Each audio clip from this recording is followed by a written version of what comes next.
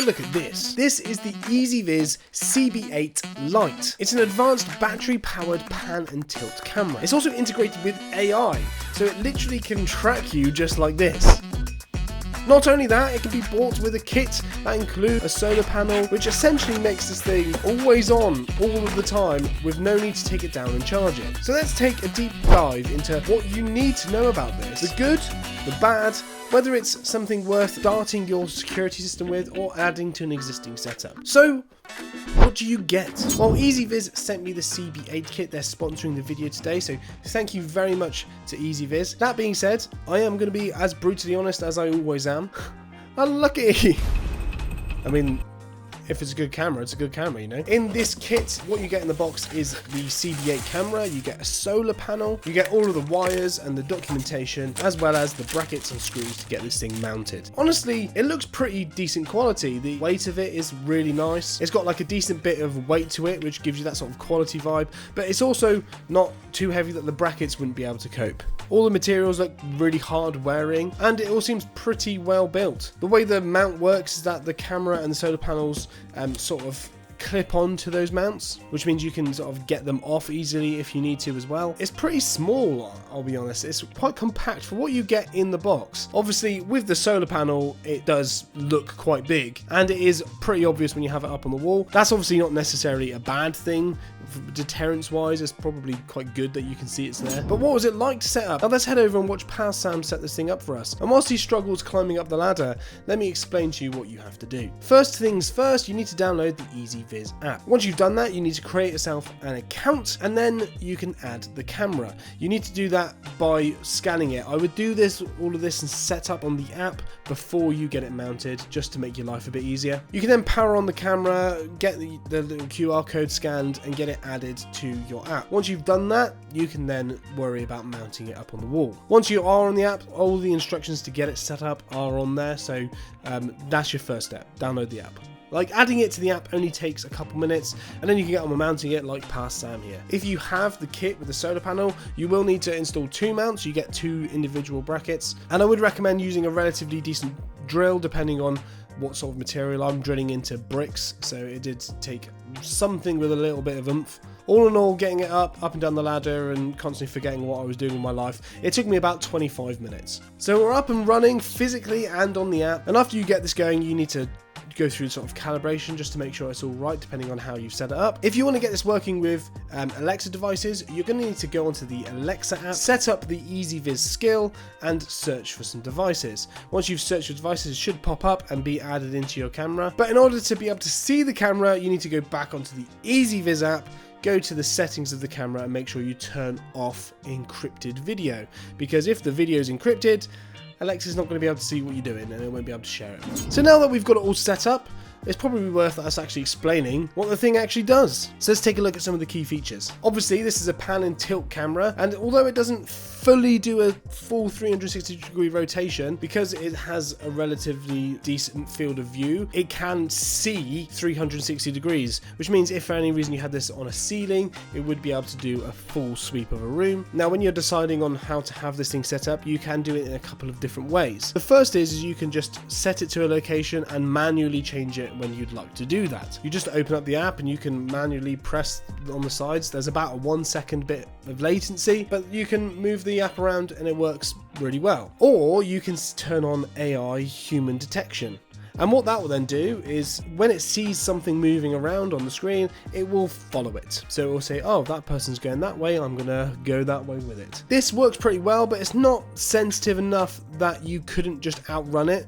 I found that if I just ran fast enough, it would lose track of where I was. But if I wasn't purposely trying to outrun it and I had to stay in the same place for a while, it works very well. Now, if it does lose the target you're trying to track, it will do a quick pan around to see if it can find it anywhere else, and if it can't, it will do one of 2 things. It will either move to the last known location that it was sort of set to manually, or it will go to your preset default location. Now, I would set it up to do that every time, because when I did it on the other one, for some reason it would always end up looking up at the sky. Don't know why, it must be a bug. Now, if I put it back to that default mode, for some reason that always worked. So I don't know why that happened.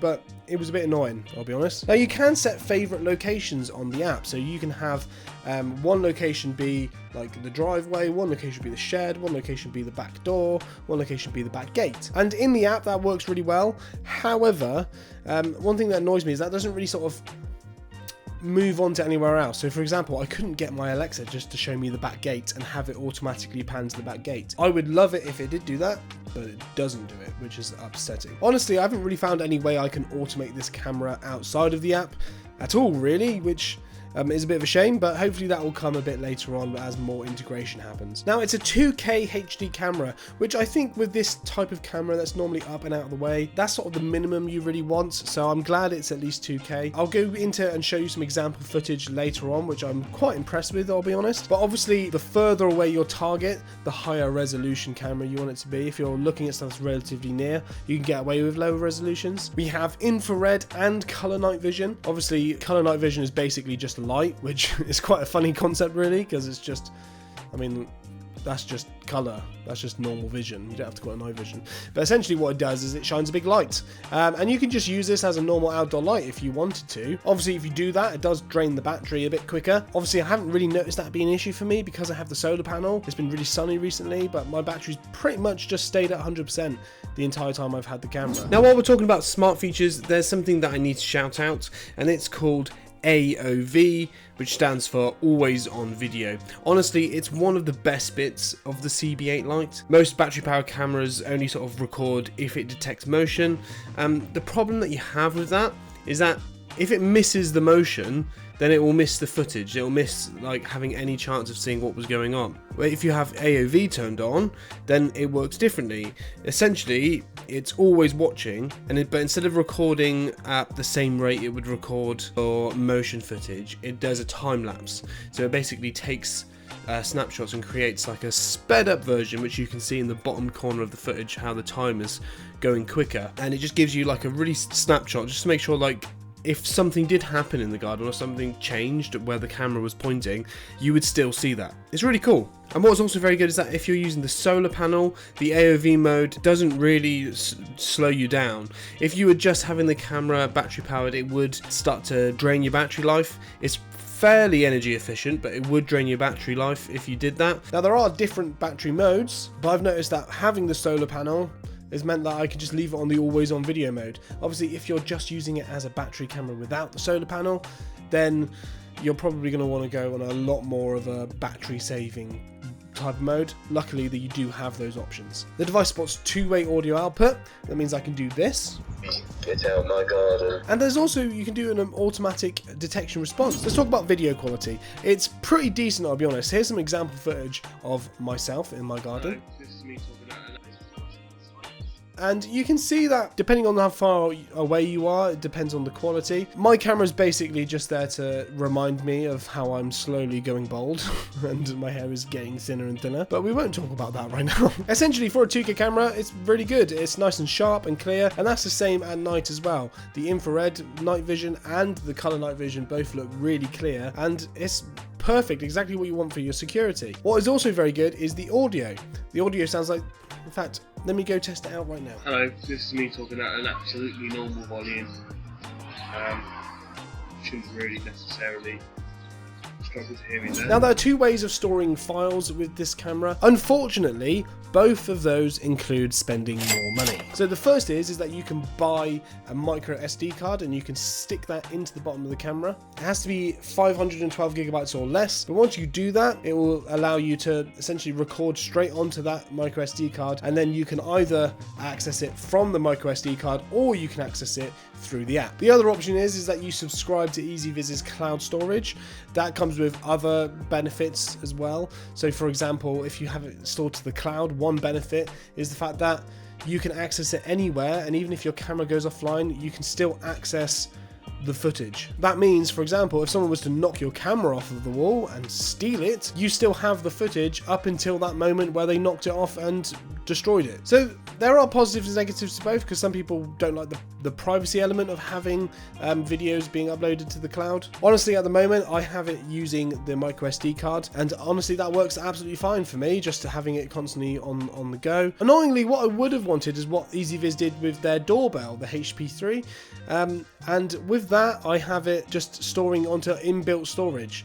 So it's a shame that I have to spend more money to get that storage, but you can't have everything, I guess. Now that's pretty much everything. I'm going to give you some of the things that I've experienced, that I've liked, and some things that I've disliked. Things I like: the AI tracking works pretty well most of the time. There's occasionally it can be a little bit janky if it goes around a corner or something like that, and sometimes it can lose the target, but the vast majority of the time it works very well. The solar panel has been a game changer. It's not anywhere close to dying. It's constantly at 100% battery, which is top tier. The design and build, it was easy to get set up, so I was really happy with that. That didn't take me long. Sometimes these things can be quite faffy, and it just wasn't. It was really nice, and I'm really happy with the quality of the picture and all that stuff. Now, one thing which was a bad thing, but is also now not a bad thing because of how good it is, was the fact that the AI human tracking was a bit too sensitive, and it thought everything that moved was human. So if we had washing on the line, it would constantly record the washing because it thought it was recording a person, which I guess is better than not recording if it's not sure. However, I got around this because there's a way you can block off zones on the app so that if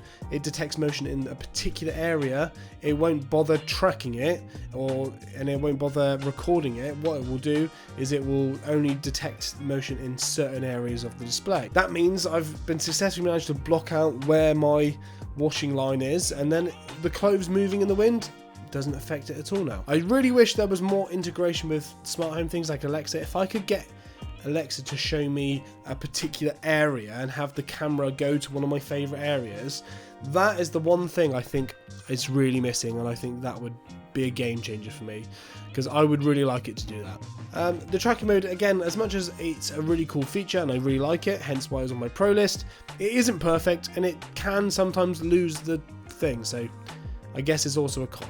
And the last con is the fact that the storage costs. Now, I bought an SD card to go with this. I would rather have not had to do that, but hey ho. So what's my final verdict? Honestly, this is a great entry-level camera for anyone, I would say. I think for a homeowner, I think it's a great personal home security camera if you want that, but then also I think it would be good for small businesses as well. I think anyone who's looking to take that step into getting better with their sort of CCTV surveillance security, this is a great way to get into that. That's less than £100. You get an always on camera, especially if you get the one with the solar panel, and I think anyone who got this would be delighted with it.